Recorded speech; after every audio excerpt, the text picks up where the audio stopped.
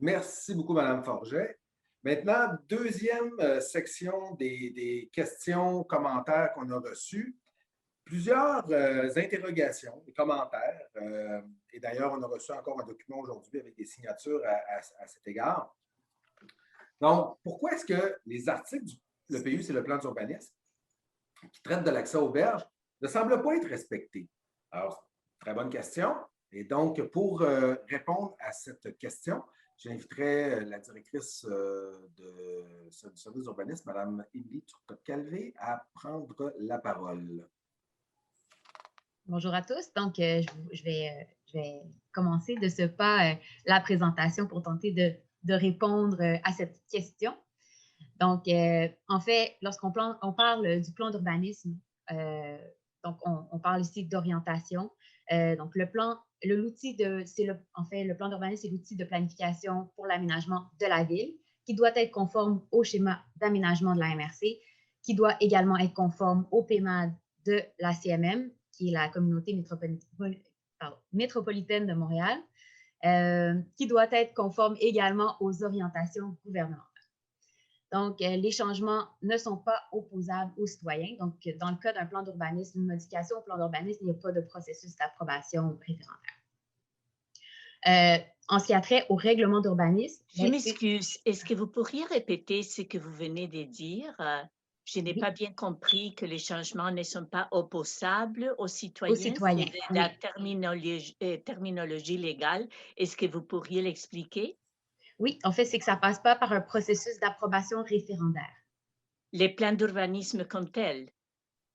La modification du plan d'urbanisme, on peut se référer aux articles 109 à 110.3 de la loi sur l'aménagement et l'urbanisme. OK, mais à quoi est-ce que vous faites référence de façon spécifique? Parce que là, je suis perdue et je suis sûre que je ne suis pas la seule. En fait, c'est la procédure générale, en fait. Donc, je vais venir à des éléments plus spécifiques par la suite. Oui, parce que jusqu'à maintenant, toutes les descriptions qu'on a jusqu'à maintenant, c'est comme déjà écouté, déjà vu, OK. et parfois avec une terminologie qui n'est pas claire pour nous. D'accord, mais en fait, je vais tenter de répondre à vos questions dans ma présentation, puis je vous invite à garder vos questions pour la fin pour que je puisse tenter d'y répondre. Donc, si je n'ai pas répondu, vous pouvez me reposer la question pour que je puisse préciser si ça vous convient. Merci. Merci. Donc, au niveau des règlements d'urbanisme, donc c'est en fait ce qui permet l'application du plan d'urbanisme. Donc, ils doivent absolument être conformes au plan d'urbanisme et les changements peuvent être opposables aux citoyens. Donc, c'est à ce moment-là qu'on va avoir l'approbation par les personnes habiles à voter dans certains cas.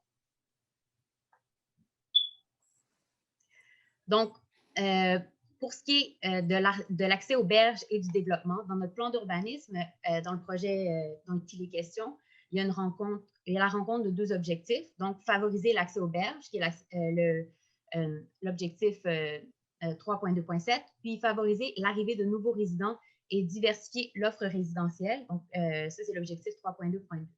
Donc, on vous a mis des extraits à l'écran. Donc, je vais en lire seulement quelques parties, mais veuillez noter que ce sont des extraits.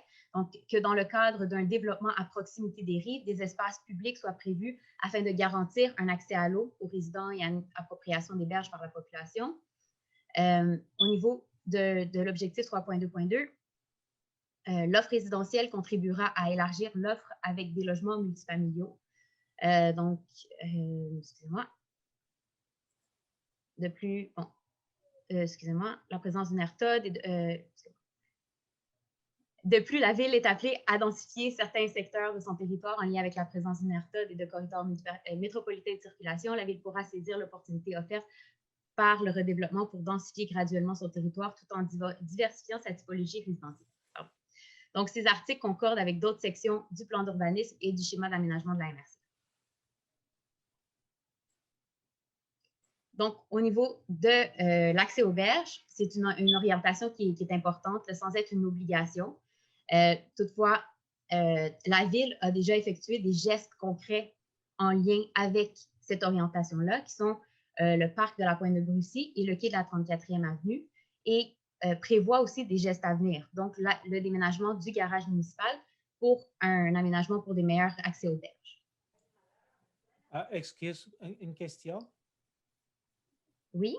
Le chapitre 6 du schéma d'aménagement dit que la ville doit élaborer des mesures pour l'acquisition graduelle de terrains riverains destinés à des fins publiques. C'est quel le plan de la ville pour faire ça? Et quel est le plan pour faire l'acquisition de... Graduelle de terrains riverains destinés à des fins publiques. Ça, c'est le point 1.2.2 du chapitre 6 du schéma d'aménagement de la MRC de votre Excellence. Ben ça, c'est au niveau vous parlez d'acquisition de terrain supplémentaire? Oui, je trouve que c'est ça. En fait, ça, c'est peut-être Mme Forget pourrait répondre par rapport à cette question concernant l'acquisition de nouveaux terrains par la ville, parce que au niveau du schéma d'aménagement, l'orientation 6 demande l'acquisition de nouveaux serait en lien à donner de nouveaux faire l'acquisition de nouveaux terrains par la ville. On n'a pas fait d'acquisition de nouveaux terrains. C'est sûr que là, il y a eu puis je vais y arriver là, peut-être un petit peu plus loin, là, mais au niveau du quai de la 34, il y a un bail qui a été signé par la ville là, dans les années 2010 là, pour un accès à l'eau. Et il y a eu l'aménagement du parc de Brusty, là, de la pointe de Brusty, là, qui fait partie vraiment de l'aménagement qui est visé par la ville là, sur les parcs et les espaces verts à rendre disponibles là, à l'ensemble de la population. Donc, c'est vraiment les espaces qu'on priorise à la ville là, relativement aux accès là, par rapport au bord d'eau. OK, gradué, rien. Donc, c'est Brusty et c'est ça. Avec le quai de la 34.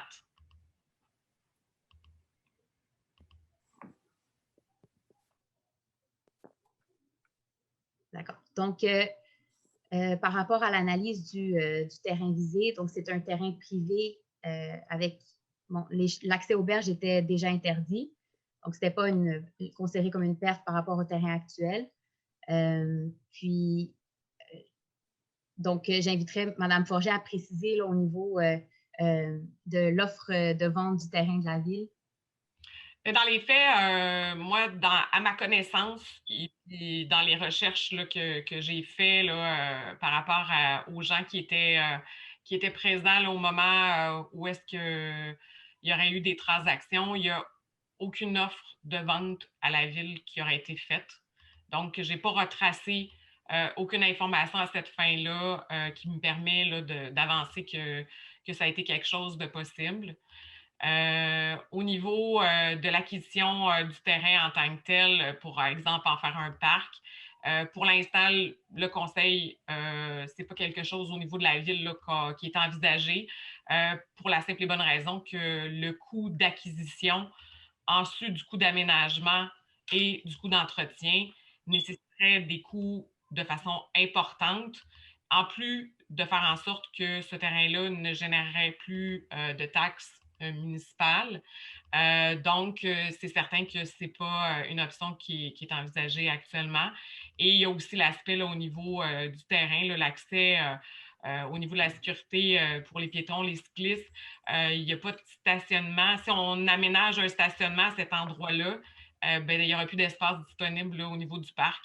Donc, c'est un peu l'ensemble des raisons là, qui font en sorte que pour l'instant, la Ville ne voit pas l'opportunité d'envisager un usage public à cette fin-là. Et la proximité, bien sûr, de d'autres accès là, qui sont disponibles, entre autres le quai de la 34e Avenue, là, qui est vraiment à proximité, et bien entendu, le projet de la Ville là, qui est à l'égard du terrain de la pointe de Brusty. Puis je vous invite à aller à cet endroit-là pour ceux qui ne l'ont peut-être pas jamais vu, là, mais c'est un très, très beau site, le site de la pointe de Brusty. Bien entendu, il y a plusieurs bâtiments municipaux qui sont installés à cet endroit-là actuellement, mais la Ville a pour projet là, de relocaliser le garage municipal.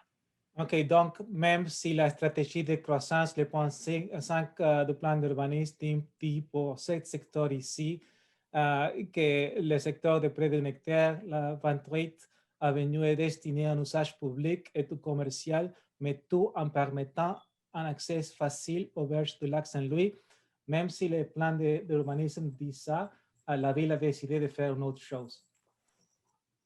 Mais dans les faits, c'est pas que la ville a décidé de faire autre chose, c'est que le terrain ne nous appartient pas. Et quand on analyse l'ensemble des coûts inhérents à ça, c'est sûr que pour la ville, c'est trop onéreux de pouvoir faire l'acquisition de ce terrain-là et on ne voit pas d'avantage compte tenu de d'autres espaces qui sont disponibles et qui peuvent être aménagés et qui vont permettre justement un accès à l'ensemble des citoyens là, aux berges. Moi, je ne suis pas d'accord avec votre affirmation en disant que vous n'avez aucune perte par rapport à l'accès aux berges, parce que c'était un terrain commercial avec un restaurant qui s'appelait le Vieux Quai du Buell, que j'ai fréquenté, puis que beaucoup de monde qui sont à l'écran présentement ont fréquenté. Et on avait un accès, on allait dîner, on allait souper là, sur le bord de l'eau. On vivait des moments vraiment riverains, vraiment intéressants. Puis le projet résidentiel privé que vous tentez de vouloir promouvoir, plutôt que de laisser ça, exemple, peut-être commercial, pour que ça devienne quelque chose où on pourrait accéder à l'eau, ce n'est pas le cas. Puis pour l'autre affirmation que vous avez faite concernant le quai de la 34, vous dites qu'ici, sur le terrain privé, il n'y aurait pas de place pour du stationnement. Bien, venez pas me dire que vous avez de la place de stationnement au quai de la 34. Non, mais à la différence sur le boulevard Perrault, pour accéder à cet endroit-là, il y a quand même un flux de circulation, là. C'est pour ça c'est ce qu'on a envisagé là, à cet égard-là. Puis quand vous dites qu'on fait la promotion du projet, on n'est pas dans un objectif de promotion de projet, on est dans une présentation et une consultation, participation citoyenne. Et moi, je ne suis pas une vendeuse et je ne suis pas quelqu'un qui fait de la promotion. Je suis un employé de la ville et je vous fais la présentation des réflexions qui ont été faites à l'intérieur de la ville sur certains éléments. Vous pouvez ne pas être d'accord, un peu comme M. Tadros l'a mentionné tout à l'heure, mais il n'en reste pas moins que le terrain actuellement, c'est un terrain qui est privé et actuellement, les citoyens n'ont pas accès à ce terrain-là depuis 2016, là, à ma connaissance. Je m'excuse, mais... S'il vous plaît, non, juste avant que Mme Turcotte-Calvé reprenne, parce que je vous le dis, là, il y a beaucoup de matériel. Oui. On vous invite à garder vos questions pour la fin, parce qu'il y a des questions qui se posent, là, pour lesquelles il y a des réponses un petit peu plus loin. Sinon, comme on vous le disait, gardez vos questions pour la fin. Et là, ce qu'on vient de vivre, c'est exactement ce qu'on se disait tantôt. C'est que voici les explications du pourquoi la ville était confortable avec la présentation à vous, les citoyens, de ce projet-là pour en discuter. Et on va vouloir aussi savoir après pourquoi vous êtes pas. Mais vous avez le droit de ne pas être d'accord, c'est bien correct. Là. Puis après ça, on va vouloir savoir aussi pourquoi vous n'êtes pas d'accord avec certains éléments du projet. Donc, c'est ça la discussion aussi. Donc là, on est dans l'explication du pourquoi le projet. Alors, et l'explication aussi là, on est dans le plan d'urbanisme. Pourquoi est-ce qu'on a l'impression que l'accès aux berges, ben là, ça n'a pas été. C'est pas mis de l'avant. Il y a des raisons pour ça, c'est ça qu'on vous explique. Fait que gardons nos questions pour la fin, Mme Sylvia. Monsieur Tadros. Madame Sylvia, on n'est pas dans une discussion là. Non, je sais, mais on reste dans le même registre des promotions du projet du point de vue des résidents. Et on est un peu fatigué d'entendre le même registre de justification et de promotion du projet. Je pense que c'est pour ça que les gens réagissent de cette façon. On s'attendait à un dialogue et non pas à une réunion avec des présentations et des ateliers facilités où je ne sais même pas si on va s'écouter tout le monde les uns aux autres. D'abord, les réponses aux questions qu'on a reçues depuis le 23 février. Donc, s'il vous plaît, parfait. Par respect pour les gens qui ont posé des questions, qui ont pris la peine de nous écrire et les gens qui ont travaillé pour vous présenter ces réponses-là, encore une fois, là, vous avez le droit de ne pas être d'accord. Mais je pense que par respect, pour avoir un bon dialogue, d'abord, ça prend de l'écoute. Puis, il y aura de l'écoute aussi tout à l'heure. D'abord, l'écoute, on l'a eu là, depuis le 23. Là, il y a eu beaucoup, comme je vous dis, de commentaires et de questions pour lesquelles on a des réponses ce soir. La ville, tantôt, le promoteur aura aussi des réponses. Et ensuite, bien, il y aura effectivement des ateliers dans lesquels on aura le loisir d'échanger ensemble. Monsieur Tadros, est-ce que je pourrais juste vous demander, en tant que modérateur, de faire le point sur le processus d'avancement? On est parti pour être ici jusqu'à minuit, sans doute. Mais est-ce que vous pourriez juste revenir là-dessus? Je pense que ça va nous aider à patienter. Je pense que vous avez un processus correct et on aura l'occasion d'intervenir. Mais pourriez-vous juste faire le point où on en est rendu par rapport à la cédule et la démarche? D'accord, merci. Donc, dans la démarche, la première rencontre, c'était une rencontre d'information le 23. Donc, quand on est Non, dans je parle plus pas de la première, aujourd'hui. Ah, pour ce soir, OK, c'est parce que vous avez dit C2, fait que je comprenais consultation. Donc, ce soir, oui, donc là, il y a effectivement, il y a 3 grands blocs là, qui sont présentés. Ensuite, il va y avoir des questions en rafale, puis des réponses en rafale. Tac, tac, tac, tac, tac, ça va aller plus rapidement. On avait prévu 1 heure pour ça. Et c'est certain que si des citoyens et des citoyennes viennent intervenir, c'est certain que ben là, on les prend, là, mais l'objectif, c'est d'aller jusqu'à la fin. Et s'il reste des questions, on a prévu une période de questions pour ça. Et lorsque l'ensemble des questions et commentaires qu'on aura reçus auront été expliqués, là, on va faire une petite pause. On va aller en atelier ensuite pendant 45 minutes. Et ensuite, on revient avec les résultats de l'atelier. Puis il y aura une période de questions ouverte de 30 minutes. On a combien de temps avant les ateliers? Ben là, ça dépend s'il y a des interventions, mais normalement, comme je vous dis, là, au total, on avait prévu 1 heure. Là. Ça fait que là, on a un petit peu de retard. Là. Je vous dirais qu'on a peut-être encore pour 20, 30, 20, 25 minutes encore. Il y a l'aspect de circulation qui s'en vient. Il y a d'autres éléments là, que vous allez voir là, qui vous sont présentés. Donc, on vous invite encore une fois à faire preuve de patience et d'être attentif. Il y a beaucoup d'informations ce soir qui vous est présentées parce qu'on a eu beaucoup de questions et de commentaires. Donc, c'était important pour la Ville de pouvoir vous offrir ces informations-là. Donc, d'ici peut-être 25 minutes, le gros maximum, là, on devrait tomber en atelier. Si ça va bien. Merci. Plaisir. Madame Turcotte-Calvé, vous pouvez reprendre. Merci. Merci. Donc, on peut passer à la prochaine diapositive. D'accord, merci. Donc, lorsqu'on parle de diversification de l'offre résidentielle, donc c'est l'objectif 3.2.2, on parle de multifamilial versus unifamilial, donc la densification versus la maison unique, le bungalow. Donc, on parle des besoins aussi à la ville de l'Île-Perrot, donc l'accès à la propriété. Donc, ça peut être des couples qui vendent leur maison après le départ des enfants, des jeunes familles qui vont vouloir des 4,5, des 5,5. Donc, il y a peu de ce type de logement à la ville de l'Île-Perrot. Et bon, ben, c'est donc de permettre la densification donc dans un secteur qui est urbanisé, près de l'Artode, donc on dit plus ou moins 2 km de la gare, 90 mètres d'un arrêt d'autobus. Et donc, ça engendre un support aussi aux commerces locaux. Donc, plus de population va engendrer des nouveaux clients pour les commerces locaux, donc une nouvelle vitalité commerciale. Pourquoi est-ce que vous dites que c'est près de l'Artode? C'est loin, bien loin de l'Artode. On y vient, on y vient.